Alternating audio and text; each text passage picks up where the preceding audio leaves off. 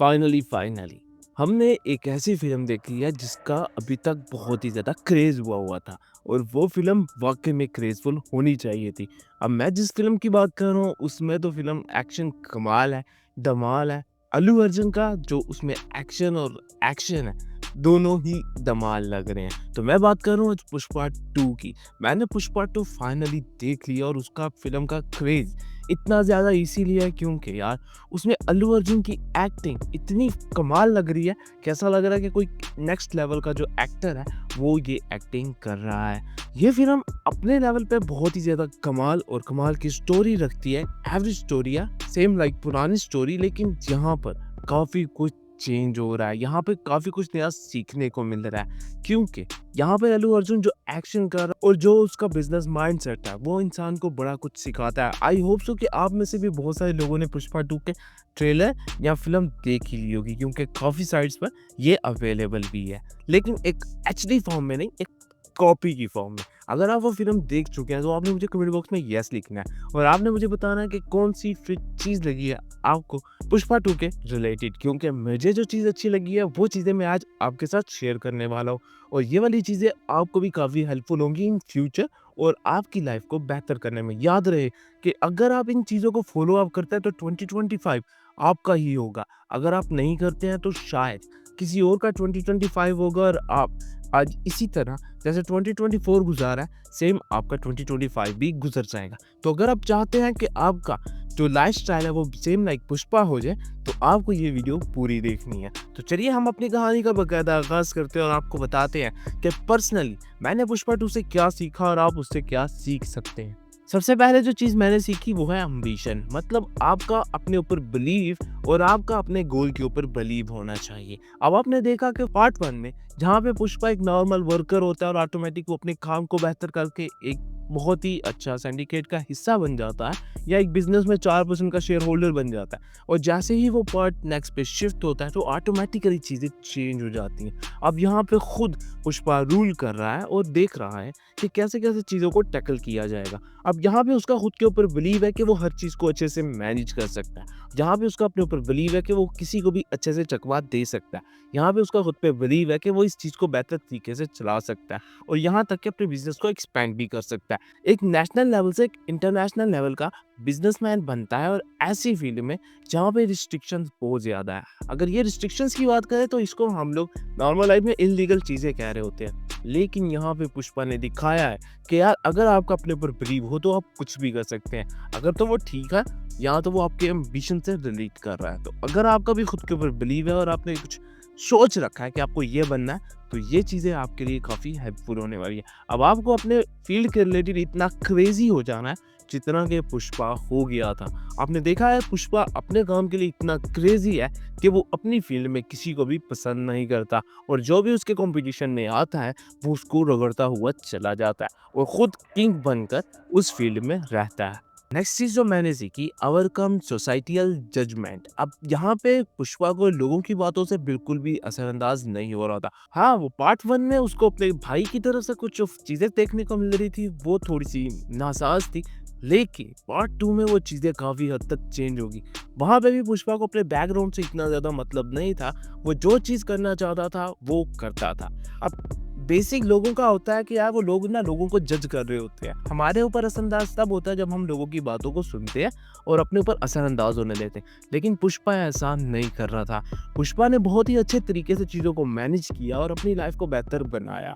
अगर आप उसके फोकस करेंगे तो आपने देखा है कि उसको लोगों की बातों से इतना ज़्यादा फ़र्क नहीं पड़ा होता, लेकिन जब उसको फ़र्क पड़ता है तो वो कुछ ऐसे काम करता है कि दुनिया खामोश हो जाती है। इवन कि उसका भाई जो लास्ट पार्ट में उससे बिल्कुल बात नहीं कर रहा था, वो इस पार्ट में उसके पास आता है। क्यों? क्योंकि उसे पता होता है कि यार अब यही है जो हमारी हिफ़ाज़त कर सकता है या हमारे साथ चल सकता है। उसकी बात मैं आपको बिल्कुल आगे बताऊँगा ऐसा क्यों हो रहा था। लेकिन अभी आपको जो चीज़ समझनी है वो ये कि आपको सोसाइटी की बातों को इग्नोर करना है। अगर आप सोसाइटी की बातों को अपने दिल पे या दिमाग पे हैवी करेंगे तो आप पीछे रह जाएँगे। अब पुष्पा को पता था ये सारी चीज़ें उसके खिलाफ हो रही हैं तो उसने लोगों की बातों को इग्नोर किया और जैसे-जैसे सक्सेस की तरफ जाता रहा, लोग उसके बैकग्राउंड के बारे में पूछना भूल गए और सेम उसका नाम लेके उसको याद करते थे। वो ये नहीं कहते थे ये किस खानदान से बिलॉन्ग करता है, वो कहते थे yes, where is Pushpa? Pushpa जब उसने अपना ब्रांड बना लिया तो लोगों को बैकग्राउंड से ज़्यादा उसका अपना फ्रंट हैंड नज़र आने लगा, तो उन्होंने कहा यार सिर्फ और सिर्फ पुष्पा है और पुष्पा से ही हमारा काम होगा। नेक्स्ट चीज़ जो मैंने सीखी वो है the cost of power and success. अब हर एक चीज़ के कुछ ना कुछ आपको पे करना होता है। Same in the case of Pushpa, Pushpa ने भी बहुत कुछ पे किया था। उसने अपनी पूरी लाइफ सेक्रीफाइस कर दी थी एक सक्सेसफुल इंसान बनने के लिए। अब बहुत सारी रिस्पॉन्सिबिलिटीज़ होती हैं जो कि इंसान को बना रही होती हैं। Same in the case of everything, आपके ऊपर बहुत सारी रिस्पॉन्सिबिलिटीज़ आती हैं। अब जैसे जैसे रिस्पॉन्सिबिलिटीज़ आती जाती है ना इंसानी ज़िंदगी में, न जाने क्यों कब कहाँ और बहुत सारे काम स्टार्ट हो जाते हैं। सेम बात करूँ तो ये बिल्कुल सही बात है और नॉर्मली चीज़ें इंसान की समझ में नहीं आ रही होती हैं, लेकिन आहिस्ता-आहिस्ता करके चीज़ें काफ़ी हद तक उनकी समझ में आने लग जाती हैं। अब पर्सनली मैंने ये चीज़ एनालाइज़ की थी कि यार पुष्पा ने बहुत ज़्यादा रिस्पॉन्सिबिलिटीज़ उठाई जिसकी वजह से वो इतना सक्सेसफुल हो पाया। अब पावर हासिल करने के लिए आपको बड़ा कुछ खोना पड़ता है और पुष्पा को अच्छे से पता था कि मुझे बड़ा कुछ खोना पड़ेगा, लेकिन उसने सोचा कि क्यों ना खोने के साथ-साथ वो अपनी रिस्पॉन्सिबिलिटीज़ को भी पूरा करे। तो उसने अपनी रिस्पॉन्सिबिलिटीज़ के साथ-साथ वो अपनी उन पावर को भी पाया जो उसको चाहिए थी। पॉलिटिक्स में उसका बहुत ज़्यादा नाम चल रहा था, पॉलिटिक्स के अलावा बिज़नेस में उसका बहुत बड़ा नाम चल रहा था। ऑल्दो वो इंटरनेशनली भी बहुत बड़ा ब्रांड बन चुका था। क्यों? क्योंकि उसको पता था कि वो जो चीज़ पे करेगा उसके बदले में उसे चीज़ें चाहिए और अगर उसे कुछ चीज़ें चाहिए तो उसे बहुत कुछ पे करना होगा। बहुत सारी रिस्पॉन्सिबिलिटीज़ के बदले में बहुत कुछ देना पड़ता है। तो उसने वो सारी चीज़ें सैक्रिफाइस की just because of the power and success, और जैसे ही वो चीज़ें उसको मिल गई, उसने उन चीज़ों का बहुत बेहतर तरीके से इस्तेमाल किया। अगर आप देखेंगे फ़िल्म में तो पुष्पा अपनी ज़िम्मेदारियों से कभी नहीं भागता। Although he is so powerful, लेकिन फिर भी उसे जो रिस्पॉन्सिबिलिटीज़ उसने पूरी करनी होती है वो सबसे पहले पूरी करता है। नेक्स्ट चीज़ जो मैंने सीखी वो है लीडरशिप एंड लॉयल्टी। अब बहुत कम ऐसा होता है कि इंसान को बहुत रेयरली लॉयल पीपल मिल जाए। लीडरशिप वाली जगह पे जाना तो हर किसी को पसंद होता है, लेकिन लॉयल्टी ढूंढना बहुत मुश्किल होता है। अब पुष्पा ने जिस इंसान में अपने लिए लॉयल्टी ढूंढी, उसने उस इंसान की रिस्पॉन्सिबिलिटीज उठाई, उसका ख्याल रखा। अगर आप पूरी फिल्म में देखें तो उसके साथ एक उसका बेस्ट फ्रेंड है जो कि उसका बिजनेस पार्टनर भी है, जो पार्ट 1 में भी था।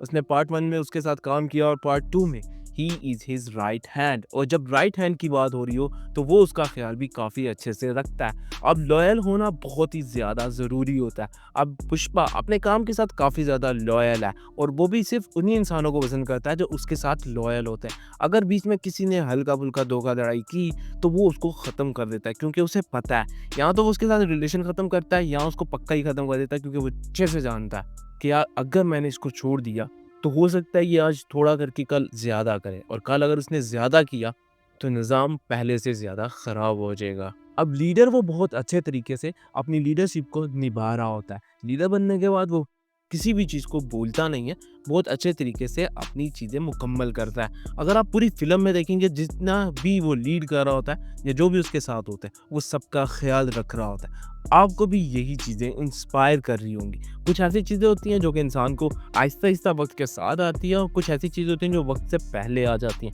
और पुष्पा को हर चीज़ वक़्त के साथ-साथ आती जाती है। वो बहुत ही ज़्यादा एक्सपर्ट बनता जाता है और बहुत ही बेहतर तरीके से वक़्त को मैनेज कर रहा होता है। नेक्स्ट चीज़ जो मैंने सीखी वो है फैमिली एंड रिलेशनशिप। मतलब आपने अपने रिलेशन को सँभाल के रखना है, अपनी फैमिली का भी पूरा-पूरा ख़्याल रखना है। अब पूरी पुष्पा फ़िल्म में पुष्पा अपनी फैमिली का बहुत ही ज़्यादा ख़्याल रखता है। आपने देखा वो अपनी फैमिली के लिए किसी से भी भिड़ जाता है और अपनी फैमिली के साथ कोई बुरा करता है तो वो उसके साथ भी भिड़ जाता है। हालाँकि आपने देखा फ़िल्म में कि उसकी भांजी को एक एमएलए का या एमपीए का जो बेटा है वो उठा के ले गया और उसने उसके बदले में उसको उड़ा दिया।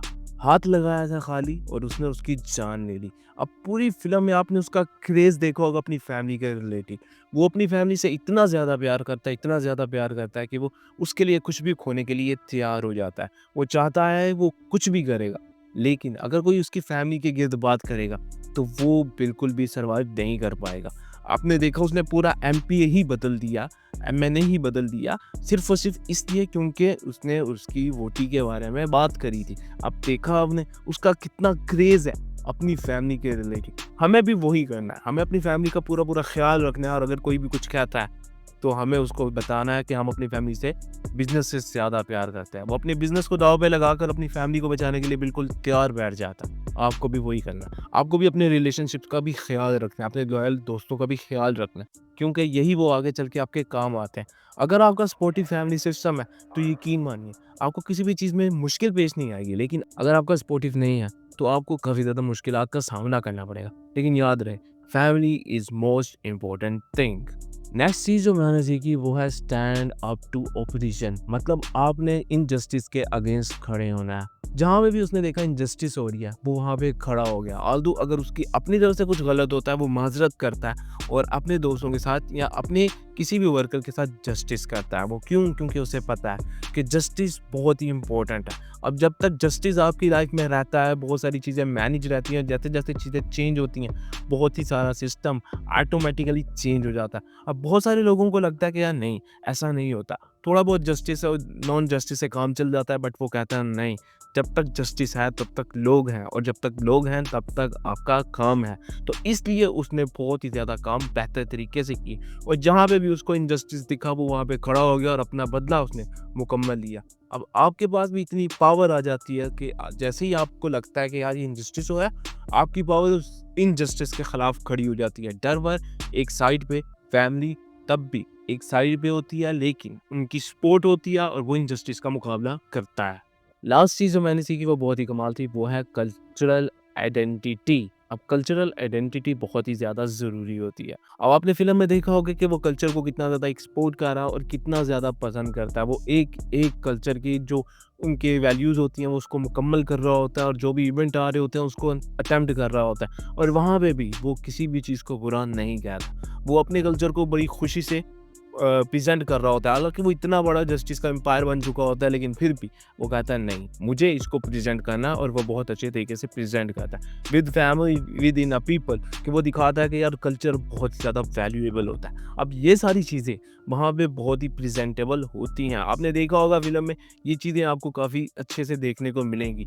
ये सारी की सारी चीज़ें एक ही पुष्पा के अंदर आपको बहुत ही कमाल की देखने को मिल जाएँगी। जब मैंने इस फ़िल्म को देखा ऑलमोस्ट 3 दफ़ा, तो मुझे ये 6-7 चीज़ें देखने को मिली जो कि उस फ़िल्म के अंदर थी और बहुत ही ज़्यादा वैल्यूएबल थी। अगर इंसान इनको इग्नोर करना चाहे तो इग्नोर नहीं कर सकता। उसका रीज़न है कि जैसे-जैसे चीज़ें ख़राब होती हैं, जैसे-जैसे चीज़ें चेंज होती हैं, तो और भी ज़्यादा सिस्टम जो होता है ना ख़राब हो जाता है। तो हम वो चीज़ सिस्टम को ख़राब नहीं करना चाहते। तो ये अगर आप उस फ़िल्म को देखें, तो आपको उस फ़िल्म में ये सारी चीज़ें बहुत ईज़िली देखने को मिल जाएँगी। और अगर आपको ये डेटा वैल्यूएबल लगा है पुष्पा 2 के रिलेटेड, तो आपने मुझे कमेंट बॉक्स में थैंक्स लिखना है या कुछ भी प्रोवाइड कर सकते हैं इन्फॉर्मेशन वगैरह। So this is the pretty much end of today's and I will catch you in the next